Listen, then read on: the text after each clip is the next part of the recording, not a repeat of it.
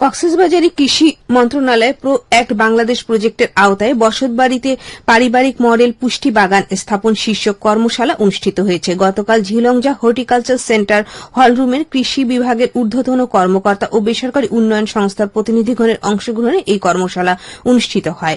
এতে সভাপতিত্ব করেন জেলা কৃষি সম্প্রসারণ অধিদপ্তরের উপপরিচালক ড বিমল কুমার প্রামাণিক।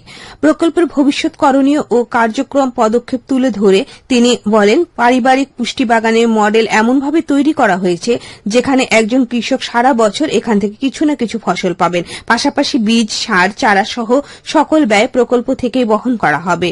কর্মশালায় কৃষি সম্প্রসারণ অধিদপ্তরের খামারবাড়ি ঢাকার অতিরিক্ত উপপরিচালক ও প্রজেক্টের জাতীয় ফোকাল পার্সন, ঝিলংজা হর্টিকালচার সেন্টারের উপপরিচালক, জাতিসংঘের খাদ্য ও কৃষি সংস্থার কর্মকর্তা সহ সংশ্লিষ্টরা উপস্থিত ছিলেন।